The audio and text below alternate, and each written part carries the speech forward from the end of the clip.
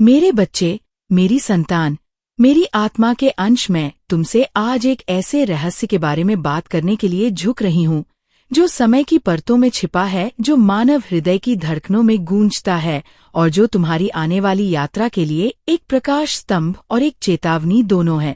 करीब आओ, अपनी आत्मा को शांत करो और मेरी आवाज को न केवल अपने कानों से बल्कि अपनी आत्मा की सबसे गहरी समझ से सुनो। मैं तुम्हें एक बहुत ही महत्वपूर्ण, एक अति आवश्यक बात के बारे में सचेत कर रही हूँ। तुम्हें इस बात की गंभीरता और इसके पीछे छिपे मेरे असीम प्रेम को समझना होगा। यह कोई साधारण संदेश नहीं है, यह एक दिव्य फरमान है, तुम्हारी सुरक्षा के लिए एक ढाल है और उस भविष्य के लिए एक नक्शा है जिसे मैं तुम्हारे लिए बड़ी मेहनत से बना रही हूँ। तुम्हारी जीवन यात्रा मेरे प्रिय एक कैपेसिटी की तरह है जिसे सुख और दुख के धागों से, प्रकाश और छाया के रंगों से बुना गया है। इस कैपेसिटी में कुछ धागे ऐसे थे जिन्हें तुमने अपनी पूरी ताकत से पकड़ रखा था।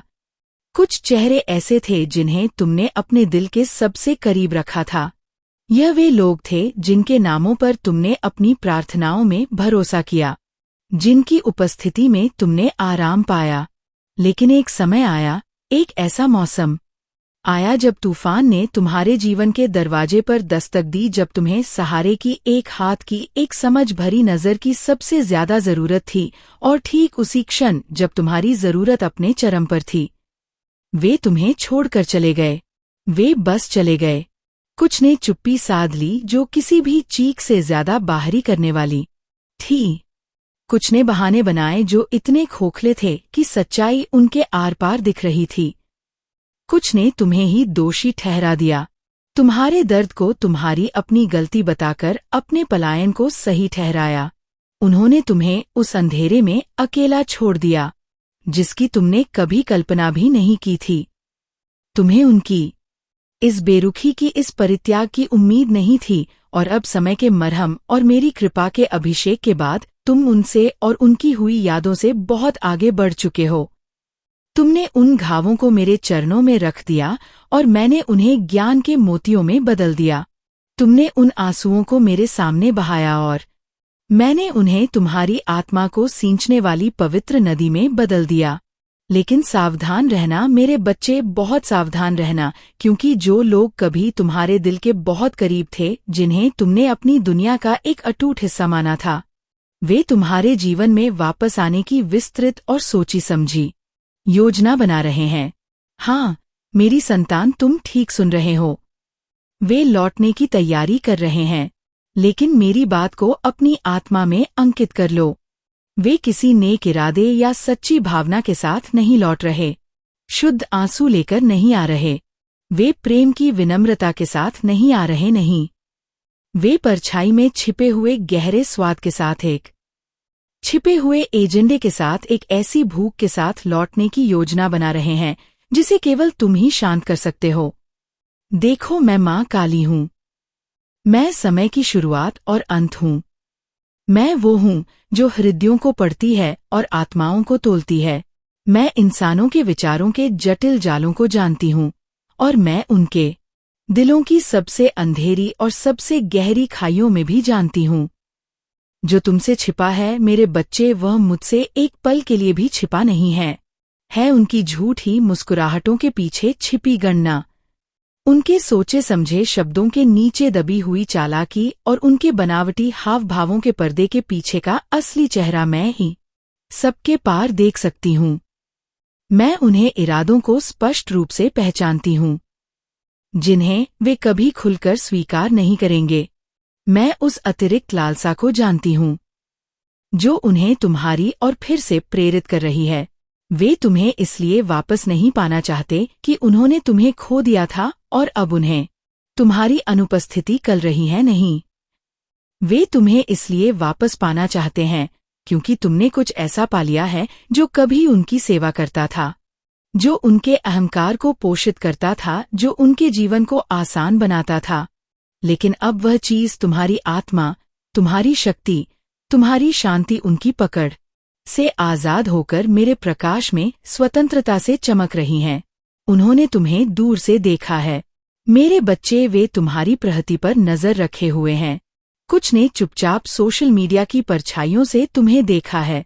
कुछ ने दिखावे में तुम्हारे साझा दोस्तों से तुम्हारे बारे में पूछकर अपनी ईर्ष्या को चिंता का जामा पहनाया है। कुछ ने फुसफुसाहटों में तुम्हारी पीठ पीछे तुम्हारी सफलता की कहानियां सुनकर और अपनी ही विफलता पर बढ़कर, और कुछ ने चिंता के झूठे बहाने के साथ अपनी तीव्र जिज्ञासा को छुपाया है, यह नाटक करते हुए कि वे तुम्हारी भलाई के लिए चिंतित हैं, जबकि वास्तव में वे केवल यह जानना चाहते हैं कि तुम उनके बिना कैसे इतने समृद्ध हो गए। उन्होंने तुम्हारा अविश्वसनीय विकास देखा है। उन्होंने देखा है कि कैसे मेरे अनुग्रह ने तुम्हें उस राग से उठाया है जिसमें वे तुम्हें छोड़कर गए थे। उन्होंने देखा है कि कैसे मेरी कृपा ने तुम्हें हर तरफ से सहारा दिया, तुम्हें एक ऐसा किला बनाया जिसे कोई भेद नहीं सकता। उन्होंने अपनी आंखों से देखा है कि जिस चीज ने तुम्हें तोड़ने की कोशिश की थी, जिस विश्वासघात ने तुम्हें लगभग नष्ट कर दिया था, उसी चीज ने तुम्हें तोड़कर मेरे और भी करीब ला दिया।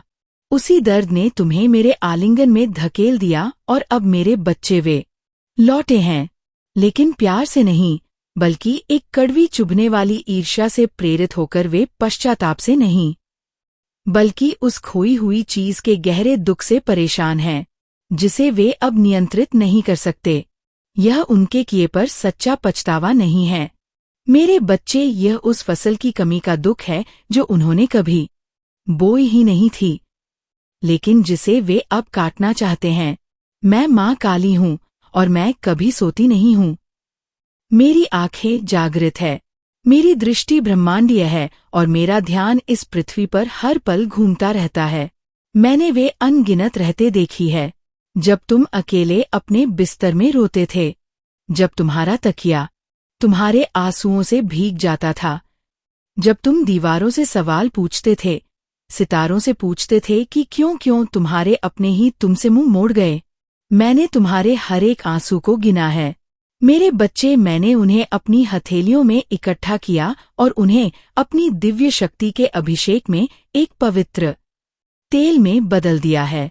वह शक्ति, वह अभिषेक अब तुम पर है। इसने तुम्हें एक अलग ही आभा दी है, एक ऐसी दीप्ति जो आध्यात्मिक है।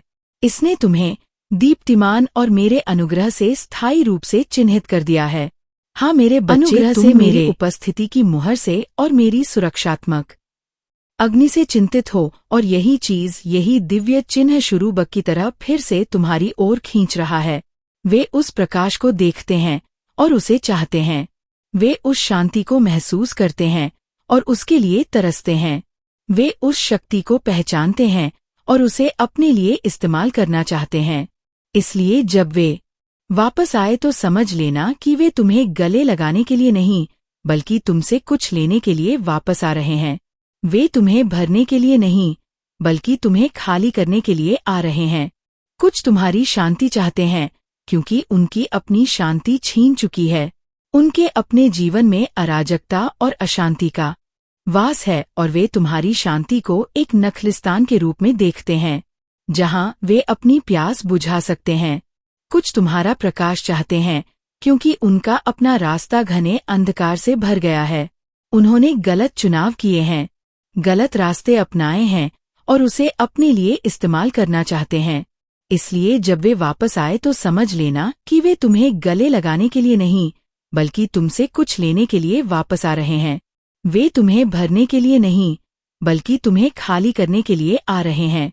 कुछ तुम्हारी शांति चाहते हैं, क्योंकि उनकी अपनी शांति छीन चुकी है। उनके अपने जीवन में अराजकता और अशांति का वास है, और वे तुम्हारी शांति को एक नखलिस्तान के रूप में देखते हैं, जहां वे अपनी प्यास बुझा सकते हैं। कुछ तुम्हारा प्रकाश चाहते हैं, क्योंकि उनका अपना रास्ता घने अंधकार से भर गया है। उन्होंने गलत चुनाव किए हैं, गलत रास्ते अपनाए हैं, और अब वे तुम्हारे प्रकाश का उपयोग अपने रास्ते को रोशन करने के लिए करना चाहते हैं, बिना खुद कोई दीपक जलाए। लेकिन एक बात याद रखना, लौटने वाले सभी को लौटने की आज्ञा नहीं होती, और हर दरवाजे पर दस्तक देने वाले का स्वागत नहीं किया जाना चाहिए। तुम्हें अब अपनी भावनाओं से नहीं, बल्कि मेरी आत्मा से, मेरे दिए हुए विवेक से पहचान करनी चाहिए, क्योंकि भावनाएं मेरे बच्चे धोखेबाज हो सकती है। भावनाएं केवल अच्छी यादों, हंसी के पलों और मीठी बातों को याद रख सकती है, और उन गहरे झामुमों को, उन विश्वासघात की रातों को, उन कड़वे आंसुओं को आसानी से भूल सकती है। लेकिन मेरी आत्मा जो तुम्हारे भीतर रहती है, वह परम सच्चाई को याद रखती है। सच्चाई मेरे बच्चे तुम्हारी सबसे बड़ी रक्षक बनेगी। जिस चीज को, जिस रिश्ते को, जिस व्यक्ति को मैंने एक बार तुम्हारे जीवन से काटकर अलग कर दिया था, उसमें तुम्हारा दिल फिर से ना उलझे। मैं तुम्हारी माँ जिन चीजों को काटती हूँ, उन्हें हल्के में या बिना कारण के नहीं काटती। जब मैं एक शाखा की छटाई करती हूँ, तो वह पेड़ की भलाई के लिए, तुम्हारी भलाई के लिए होता है, ताकि तुम और ऊंचे बढ़ सको और मजबूत हो सको और बेहतर फल ला सको। और जब मैं कोई दरवाजा बंद करती हूँ, तो वह इसलिए होता है क्योंकि मैंने भविष्य में देख लिया था।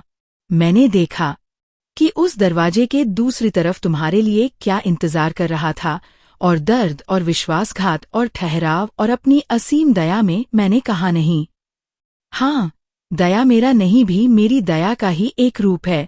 जब यह दुख देता है, तब भी यह दया है।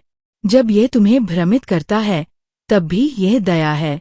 जब यह तुम्हें अकेला और परित्यक्त महसूस कराता है, तब भी ये मेरी दया ही है, जो तुम्हें एक बड़े दुख से बचा रही है। तुमने सोचा था कि उनका जाना तुम्हारा परित्याग था, लेकिन नहीं मेरे बच्चे, ये तुम्हारी सुरक्षा थी। तुमने सोचा था कि उनकी चुप्पी का मतलब तुम्हारी अस्वीकृति है, लेकिन नहीं, यह तुम्हें एक गहरे उद्देश्य के लिए तैयार करना था। मुझे तुमसे सीधे बात करने के लिए। मुझे तुम्हें उन सभी सांसारिक आवाजों से अलग करना पड़ा जो मेरे सत्य को दबा रही थी। मुझे उस शोर को बंद करना पड़ा ताकि तुम मुझे स्पष्ट रूप से बिना किसी हस्तक्षेप के सुन सको। मुझे तुम्हारी निर्भरता इंसानों से हटाकर मुझ पर एकमात्र सच्चे स्रोत पर स्थानांतरित करने की जरूरत थी। और अब जब तुमने मेरे साथ चलना सीख लिया है, अब जब तुमने अपनी समझ पर निर्भर न रहना सीख लिया है, तो शत्रु वह पुराना धोखेबाज अतीत के दरवाजे को खटखटाकर तुम्हें फिर से उन्हीं पुरानी जंजीरों में बांधना चाहता है। उन जंजीरों में वापस मत जाना जिन्हें मैंने अपनी शक्ति से तोड़ा है। उनमें जो पर दोबारा मत बैठना जहां सोने के प्यालों में मीठा जहर परोसा गया था। उन जगहों पर उपचार की तलाश मत करना जहां तुम्हारे जख्मों की शुरुआत हुई थी। तुम्हारा उपचार उनसे नहीं हुआ, वह मुझसे हुआ। तुम्हारी बहाली, तुम्हारा पुनर्निर्माण, तुम्हारा पुनर्जन्म उनका काम नहीं था, वह मेरा काम था। और तुम्हें ये याद रखना चाहिए उस क्षण में जब दरवाजे पर फिर से दस्तक होती है। तुम्हें याद रखना चाहिए कि मैं तुम्हें कितनी दूर तक लाई हूं। तुम्हें उन अंधेरी रातों की फुसफुसाहट याद रखनी चाहिए जब मैंने तुमसे कहा था मैं तुम्हारे साथ हूं, डरो मत। तुम्हें उस अदृश्य हाथ को याद रखना चाहिए जिसने तुम्हारा हाथ तब थामा था जब बाकी सब ने तुम्हारा हाथ छोड़ दिया था। वह मैं थी, हमेशा मैं ही थी। तो जब वे आए और वे आएंगे तो जल्दबाजी मत करना। दरवाजा खोलने के लिए दौड़ मत पड़ना। जल्दबाजी में कोई जवाब मत देना। पहले मेरे पास आना। एकांत में अपनी प्रार्थना के कमरे में उनके नाम मेरे दरबार में लाना। उनकी वापसी की खबर को, उनकी उपस्थिति को, उनके शब्दों को, सब कुछ मेरे चरणों में रखना। और मैं तुम्हें बताऊंगी, मैं तुम्हारी आत्मा में प्रकट करूंगी कि किसे पश्चाताप के साथ भेजा गया है और कौन एक छिपा हुआ जाल है, क्योंकि सभी निमंत्रण पवित्र नहीं होते। कुछ तो केवल परिचित आके सुंदर आवरण में लिपटे हुए जाल होते हैं। मैं वह रास्ता जानती हूँ जिस पर तुम्हें चलना है, और अब सभी पुराने साथी तुम्हारे साथ उस नए रास्ते पर नहीं चल सकते। मैंने तुम्हारा मौसम बदल दिया है। मैंने तुम्हारी आत्मा का स्तर ऊंचा कर दिया है। तुम वह नहीं रहे जो तुम थे, और तुम्हारा रास्ता अब वह नहीं रहा जो पहले था। तुम बड़े हो गए हो, तुम विकसित हो गए हो, और विकास के लिए यह आवश्यक है कि तुम उन चीजों से, उन लोगों से, उन मानसिकता से दूरी बना लो जो कभी तुम्हें रोकती थी, तुम्हें छोटा करती थी, तुम्हें सीमित करती थी। जो लोग आएंगे उनमें से कुछ तुम्हारे इस परिवर्तन को समझ ही नहीं पाएंगे। वे तुम्हें पहले जैसा पाने की उम्मीद करेंगे। वही पुराना सहज आसानी से उपलब्ध सबको खुश करने वाला व्यक्ति। लेकिन तुम्हारा वह रूप अब मौजूद नहीं है। वह संस्करण राख में मिल चुका है। मैंने तुम्हें अपनी शुद्धि की आग में तपाया है। मैंने उस आग में तुम्हारे अहंकार, तुम्हारी सहन निर्भरता और तुम्हारी असुरक्षा को जला दिया है। मैंने तुम्हारी पहचान को नया रूप दिया है। मैंने तुम्हें भारीपन की भावना से मुक्ति दिलाने के लिए आनंद और स्तुति का वस्त्र पहनाया है। मैंने तुम्हें राख के बदले सुंदरता दी है। तुम्हें सिर्फ दूसरों को सहज महसूस कराने के लिए अपने उस पुराने टूटे हुए रूप में वापस नहीं लौटना है। मेरे बच्चे, तुम्हें अपनी शक्ति की रक्षा करनी होगी। ये एक अनमोल उपहार है। तुम्हें उस आनंद को बनाए रखना होगा जो मैंने तुम्हें लौटाया है। ये तुम्हारी आत्मा का ईंधन है। तुम्हारे भीतर जो पवित्रता, जो शांति, जो बुद्धि रखी है, उसे हर कोई संभाल नहीं सकता। कुछ लोग उसकी पवित्रता को सहन नहीं। मैं तुम्हें जहाँ ले जा रही हूँ उस ऊंचाई पर हर कोई यात्रा नहीं कर सकता। उनके पास आवश्यक आध्यात्मिक सहन शक्ति नहीं है और उन्हें यह सब समझाना तुम्हारा कर्तव्य नहीं है। उन्हें अपनी यात्रा को सही ठहराना तुम्हारा काम नहीं है। केवल मेरी आज्ञा का पालन करना, मेरी आवाज को सुनना और मेरे निर्देशों पर चलना, यही तुम्हारा एकमात्र कर्तव्य है। मैं अब तुमसे आग्रहपूर्वक एक माँ की पूरी गंभीरता से बोल रही हूँ, क्योंकि दुश्मन, वह दूर तो सर पुरानी यादों के मीठे जहर के जरिए तुम्हें धोखा देना चाहता है।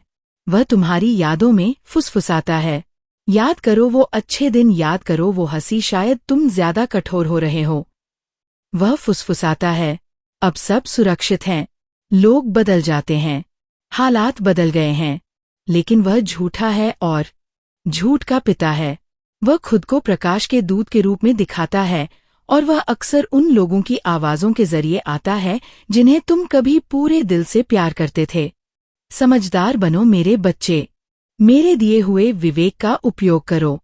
याद रखो कि वह कितना चालाक है। मदन के बगीचे को याद रखो, हवा को याद रखो। केवल एक बातचीत, एक छोटा सा संदेह का बीज, एक हानिहित संवाद और उसने हजारों वर्षों के दुखों का दरवाजा खोल दिया था। मैंने तुम्हें जो छोड़ने का निर्देश दिया है उसे अपने मन में भी मत लो, उस पर विचार मत करो। मैंने तुम्हारे इस नए अध्याय के लिए जिसे अशुद्ध घोषित किया है, मेरे पास तुम्हारे लिए जो भविष्य है वह तुम्हारे पीछे नहीं है, वह तुम्हारे आगे है। भावनाओं के एक क्षणिक आवेग के लिए पीछे मत मुड़ो। यादों की धुंधली खातिर अपने दिव्य मार्ग से मत भटको।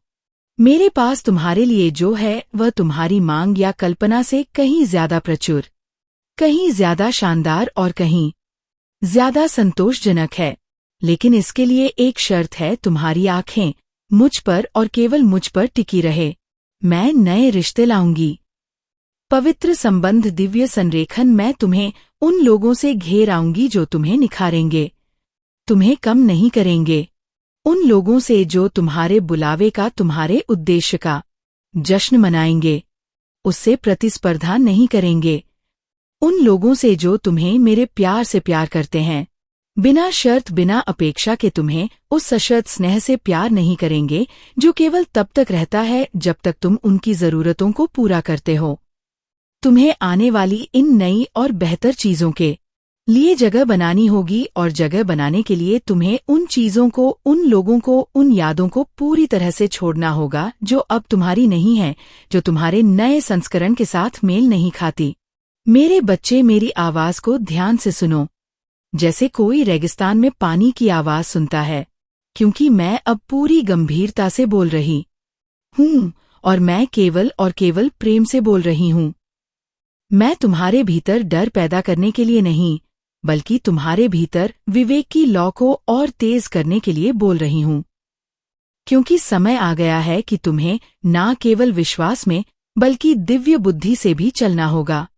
और जो बुद्धि ऊपर से मुझसे आती है वह ससे पहले शुद्ध होती है, फिर शांतिपूर्ण, कोमल, तर्कसंगत, दया और अच्छे खलों से भरपूर होती है। लेकिन यह सच्चाई में भी तीखी होती है और ये धोखे के सामने 1 इंच भी डगमगाती नहीं है। और मैं तुम्हारी माँ परम सत्य हूँ। मैं कानों को खुश करने वाली मीठी बातें नहीं करती। मैं आत्मा को बचाने वाली कठोर सच्चाई बोलती हूँ।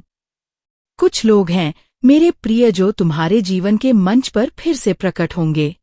संयोग से नहीं, अचानक से नहीं, बल्कि एक योजना के अनुसार। कुछ मेरी आज्ञा से आएंगे, पश्चाताप की सच्ची भावना के साथ, और कुछ बुरी शक्तियां के कारण आएंगे, एक छिपे हुए मिशन के साथ। और जब तक तुम उनकी वापसी के पीछे की आत्माओं को नहीं पर रखोगे, जब तक तुम मेरी दृष्टि से नहीं देखोगे, जब तक तुम नहीं जान पाओगे कि कौन कौन है।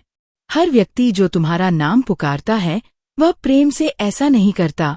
तुम्हारी और बढ़ा हर हाथ मेरे द्वारा नहीं भेजा गया है। कुछ हाथ मोहक अदृश्य जंजीरों से बंधे होते हैं जो तुम्हें वापस खींचने के लिए आए हैं। कुछ मुस्कुराहटें गहरे जाल छिपाती है और कुछ आवाजें, हालांकि वे जानी पहचानी और दयालु लगती हैं, वे उस पुराने सर की फुफकार की तरह होती है जो तुम्हें स्वर्ग से बाहर निकालने आई थी। मैं ये सब तुम्हें हर किसी पर शक की निगाह से देखने के लिए नहीं कह रही हूँ। नहीं नहीं, मैं तुम्हें सतह से परे गहराई से देखना सिखाना चाहती हूँ। मैं तुम्हें मानवीय आंखों से नहीं, बल्कि एक आध्यात्मिक दृष्टि से देखना सिखा रही हूँ। मेरे बच्चे दिन और भी गहरे होते जा रहे हैं और दुश्मन और भी चालाक होता जा रहा है। वह तुम्हारे दिल तक पहुंचने के लिए परिचित चीजों का, तुम्हारी कमजोरियों का, तुम्हारी कोमल भावनाओं का इस्तेमाल करेगा। वह जानता है कि तुम्हारी आत्मा क्या याद रखती है और वह उसी याद का इस्तेमाल तुम्हारी समझ को चकमा देने के लिए करेगा। इसीलिए मैं तुमसे बार बार कहती हूँ, आत्माओं को परखो, नहीं मेरी पवित्र आत्मा के मापदंड से नापो। उनकी वापसी को मेरी वेदी पर रखो। मेरे पास आओ और मैं तुम्हें सच सच बताऊंगी कि वे कौन हैं। देखो, वापसी 2 तरह की होती है। एक पश्चाताप करने वाले की वापसी होती है और दूसरी शिकारी की। दोनों पहली नजर में एक जैसे लग सकते हैं। दोनों घुटने टेक सकते हैं, दोनों रो सकते हैं, दोनों कह सकते हैं मैं गलत था, मुझे माफ कर दो। लेकिन एक पश्चाताप की सच्ची भावना में लौटता है और दूसरा चालाकी की कला में माहिर होकर एक सच्चाई से विनम्र होता है। दूसरा छल में कुशल एक इसलिए आता है क्योंकि मेरी आत्मा ने उसे खींचा है और उसका घमंड तोड़ा है। दूसरा इसलिए आता है क्योंकि अंधकार ने उसे मीठे होठों और छिपे हुए खंजर के साथ भेजा जाए। तो तुम कैसे जानोगे? तुम आत्मा से जानोगे, क्योंकि पवित्र आत्मा के बिना कोई भी सच्चे हृदय से ईश्वर को स्वीकार नहीं कर सकता और प्रकाश में चलने वाला कोई भी व्यक्ति परछाई में छिपा नहीं रहेगा। उनके फल मेरे बच्चे, उनके फल प्रकट होंगे। उनका आचरण, उनकी मुद्रा, उनकी प्राथमिकता, ये उनकी जड़ को प्रकट करेंगे। क्या वे अपनी गलतियों की सच्ची स्वीकारोक्ति लेकर आ रहे हैं या केवल अपने व्यवहार के लिए जटिल स्पष्टीकरण और